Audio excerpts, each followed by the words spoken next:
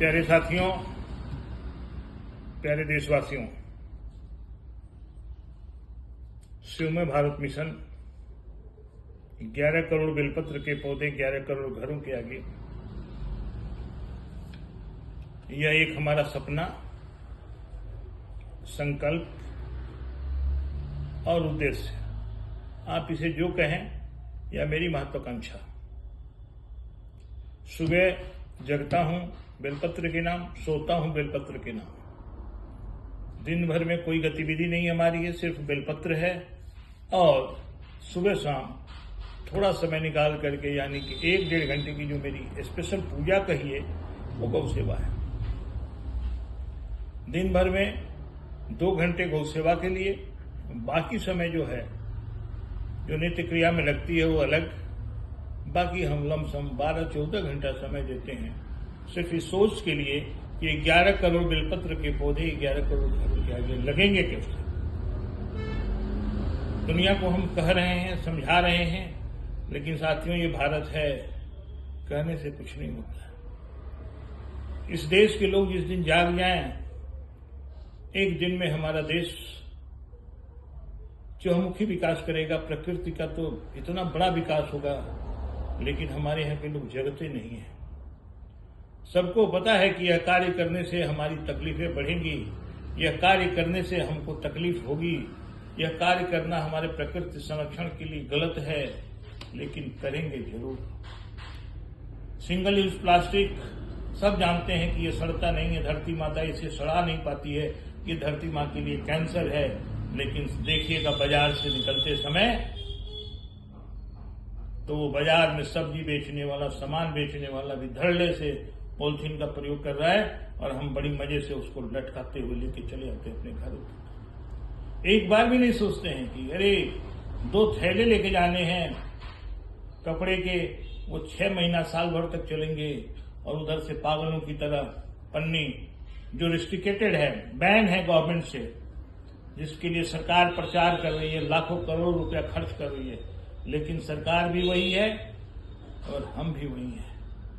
सरकार का डंडा चलेगा 2-4 दिन, तो लोगों को लगेगा कि बस पैसे कमाने के लिए जो क्षेत्रीय स्तर के कर्मचारी हैं, वो आते हैं, कुछ का कमान काटेंगे, किसकी रसीद कटेगी, कुछ की नहीं कटेगी, बस काम खत्म। लिपापोती जिसको कहते हैं, वो लिपापोती होती है। लेकिन ये मानो, जिसको मां भारती ने मनुष्य रूप में जन्म दिया, वो सोचने के लिए मजबूर नहीं है इस देश का, यार हम कर तो रहे हैं गलत। पेड़ की टहनी काटते समय, पेड़ की पत्तियां उड़ाते समय, पेड़ काटते समय एक बार भी नहीं सोचता है कि हम इसको काट रहे हैं तो ऑक्सीजन कहां से आएगा, छाया कहां से मिलेगी, हरियाली कहां से मिलेगी, फल कहां से मिलेगी। लेकिन काटने के लिए तेजी है जी। साथियों, सोचिए, जल संरक्षण की बात आती है तो लंबे लंबे भाषण जो देने वाले दे जाते हैं, लंबी लंबी कतारें बना करके लोग शपथ ले लेते हैं हाथ खड़ा करके, लेकिन सब कुछ होने जाने के बाद बाल्टी की बाल्टी पानी का दुरुपयोग करते हैं, नल खोल देते हैं, सेविंग बनाते हैं, सैकड़ों लीटर प्रतिदिन लोगों का पानी बर्बाद होता है। आज के युग में साफ पानी का यूज का एक और छोटा सा तरीका है, नमूना है। आजकल जितने भी वेस्टर्न कल्चर के टॉयलेट बने हुए हैं, हम देख रहे हैं कि सैकड़ों लीटर पानी विदाउट यूज नली में फ्लैश हो रहा है। एक बार हम जब जाते हैं शौच को, तो कम से कम 20 लीटर पानी बर्बाद करते हैं, जो सिर्फ और सिर्फ 5 लीटर से काम चल जाता है। सरकार का ध्यान यहां नहीं है। फ्री में लोगों का बोरवेल हो रहा है, सरकार से बैन है, लेकिन दबादब लोग धरती को छलनी कर दिए। 200-250 फीट नीचे बोरिंग कर करके धरती को छलनी कर दिया। तो ये सारी चीजें जो हैं गलत हैं,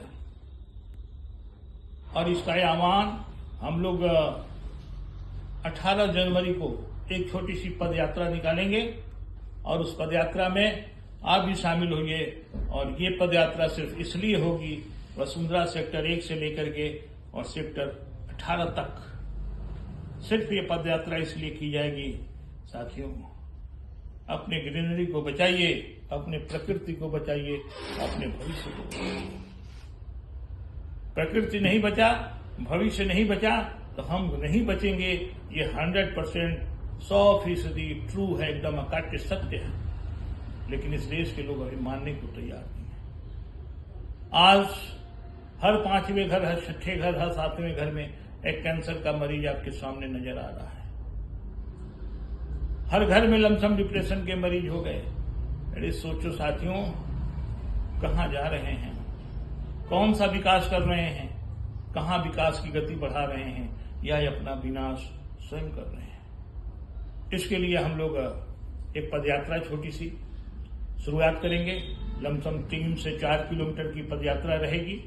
18 जनवरी को इस संदेश को लोगों तक पहुंचाने के लिए कि पेड़ों को बचाएं, पानी बचाएं, धरती बचाएं और अपने आप को बचाएं। ये अगर नहीं बचे, जल नहीं बचा, पानी नहीं बचा, पेड़ नहीं बचा, तो आप नहीं बचोगे। लिख के रख लो, चाहे कितने भी एयर प्यूरिफायर लगा लो या एयर कंडीशन के अंदर शीशा में बंद कर लो अपने आप को, निकलोगे तो जरूर। खुली सांस जब तक नहीं लोगे तब तक जिंदा नहीं रहोगे, और खुली सांस तब लोगे जब साफ वायु होगी। चारों तरफ धुंध घिरा हुआ है, चारों तरफ इतना पोल्यूशन है कि ना मालूम कितने सिगरेट का धुआं रोज अंदर अपनी छाती में जा रहा है। प्रकृति ने जो फेफड़ा बनाया हमको शुद्ध हवा सोखने के लिए, कब तक जहरीली हवा सोखते रहोगे? समय घटते जाएगा, वो भी एक दिन डिस्पोज करके कहेगी कि भैया अब नहीं चलेंगे, अब तो अंत हो गया। साथियों सोचो, और 18 जनवरी 2026 को जो हम लोगों का कार्यक्रम है उसके लिए पूरी तैयारी की जा रही है। आपको भी अवगत कराया जाएगा। साथियों आइए हम सब मिलकर के प्रकृति संरक्षण में शिव में भारत मिशन के साथ सहयोगी बने। जय हिंद, जय मां भारती, जय मां प्रकृति। धन्यवाद।